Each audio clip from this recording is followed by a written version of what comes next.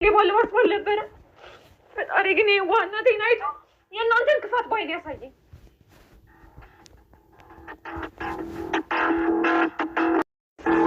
ቢያንስ እንኳን ለእኔ ክብር አትሰጡኝም እንዴ? የኔ ልጅ አንተ እንግዳ ዋጋ ሂድ፣ እኛ እንመጣለን። አንድ ነገር ብቻ አልለምንሽ፣ ከዚህ በላይ እዚህ ቤት ቆይተሽ ባትሰቃይ ደስ ይለኛል። እኔም ከአባዬ መጨረሻ ነው እንጂ መቆየት አልፈልግም። በቃ ሁሉም ተሰብስቧል አይደል? ላቀራረብ።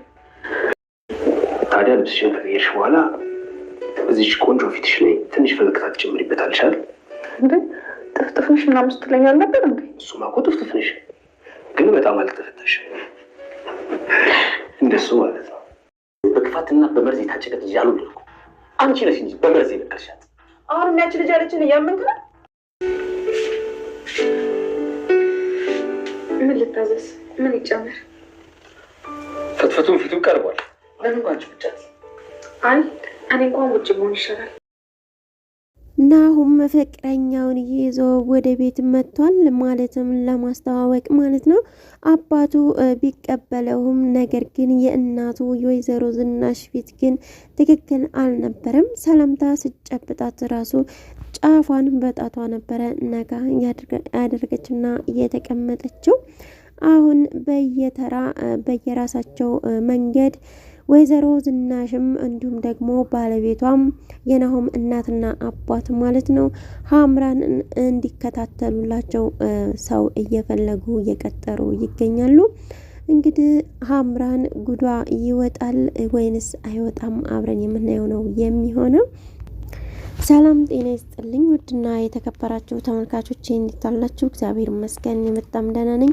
በያላችሁበት ሰላማችሁ ይብዛ ያልኩኝ። ለዚህ ቻናል አዲስ ከሆናችሁ ሰብስክራይብ፣ ላይክ፣ ሼር እያደረጋችሁ ቤተሰብ ሁኑ።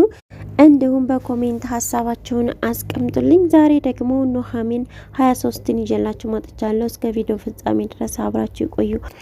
ኑሐሚን እንግዲህ ለናሁሜ አባት አደራ ተብሎ አባቱ ጓደኛው የሰጠው ልጁ ስትሆን ዛሬም ደግሞ ልጄ ናት በማለት እያደራ ልጄ ናት በማለት ለሷ ተከራክረው ለነዝናሽ ተናግሯል።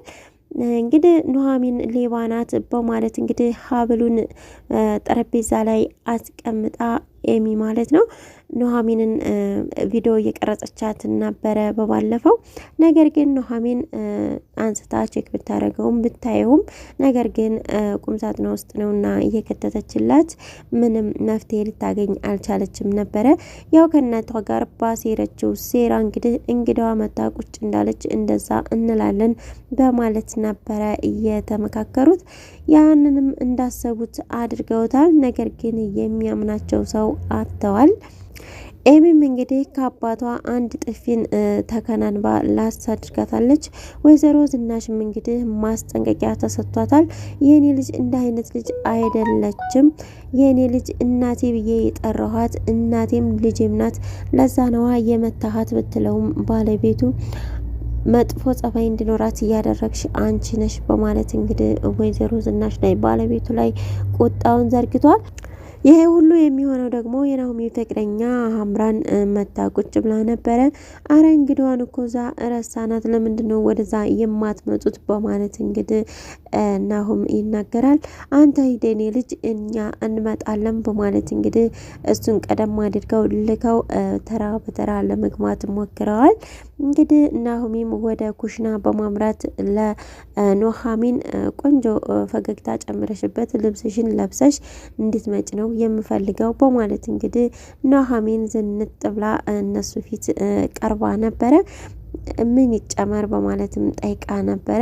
በዚህም እንግዲህ የተናደደችው ሀምራን እጅግ ተበሳጭታ አሁን ደግሞ ለክፉ ነገር እየተነሳሳች ትገኛለች።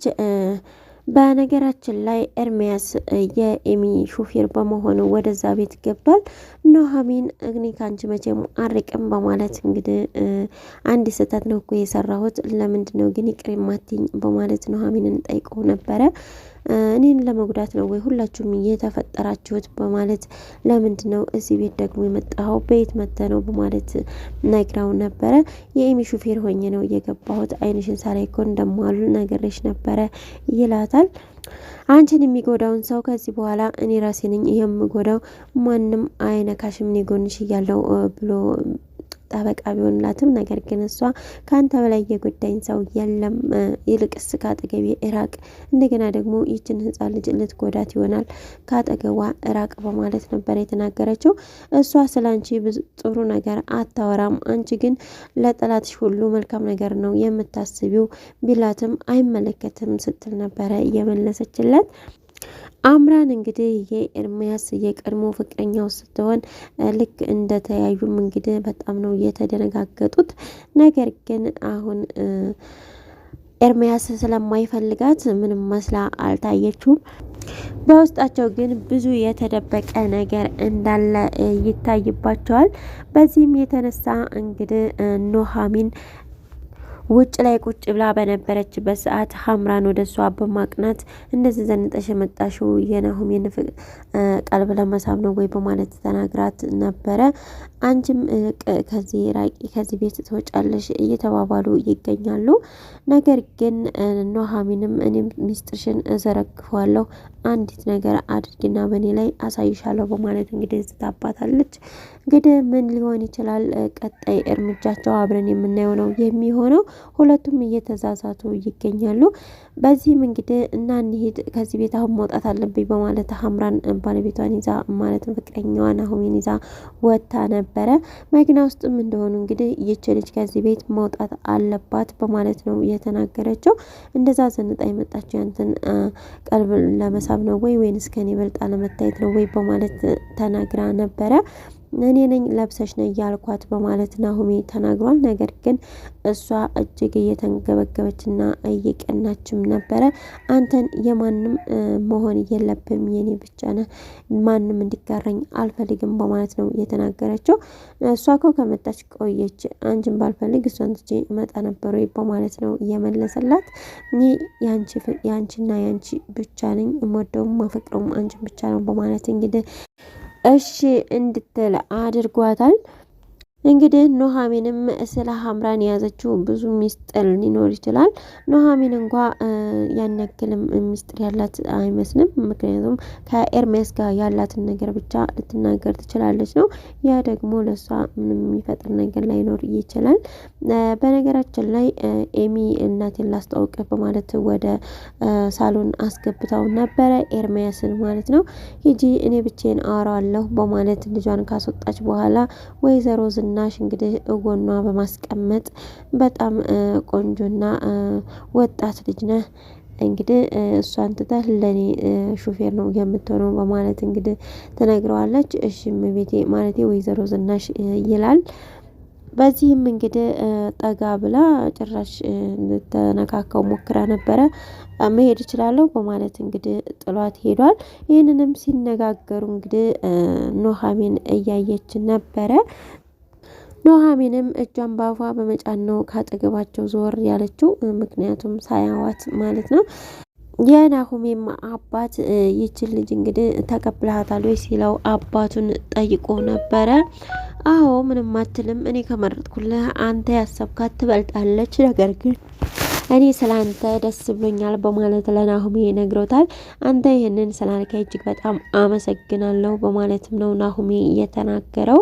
እንግዲህ የናሆሜ አባት ይችን ልጅ ተከታተልልኝ በማለት ነው እንግዲህ ለሌላ ሰው ደውሎ እንዲከታተሏት ያደረገው። ወይዘሮ ዝናሽ ደግሞ በራሷ መንገድ ይችን ልጅ ሀምራንን ተቆጣጠርልኝ ማለት የምትወጣበት የምትገባበትን በሙሉ ተከታትለ ትነግረኛለህ ስትለው በማለት በመደንገጥ ምክንያቱም የቀድሞ ፍቅረኛ ስለሆነች በመደንገጥ ምን ነው ደነገጥክ ብትለውም አይ ምንም በማለት አስተባብሏል። እንግዲህ ቀጣዩ ቪዲዮ ደግሞ ምን ሊሆን እንደሚችል አብረን የምናየው ነው የሚሆነው። ሀምራን እንግዲህ በስተመጨረሻ ቤተሰብም የለኝም ብላ ብትክድም ነገር ግን ጉዷ ይወጣል የሚል ሀሳብ ነው ያለን። አብረን ደግሞ የምናየው የምንከታተለው ይሆናል። እስከ ቀጣይ ቪዲዮ እስከምንገናኝ ቸር ቆዩልኝ እያልኩኝ ለቻናሉ አዲስ ከሆናችሁ ሰብስክራይብ እያደረጋችሁ ቤተሰብ ሁኑ። እንዲሁም ላይክ ሸር እያደረጋችሁ አበረታቱኝ። አብራችሁ ስላላችሁ እጅግ በጣም የማመሰግነው። ሰላም ለሀገራችን፣ ሰላም ለሕዝባችን።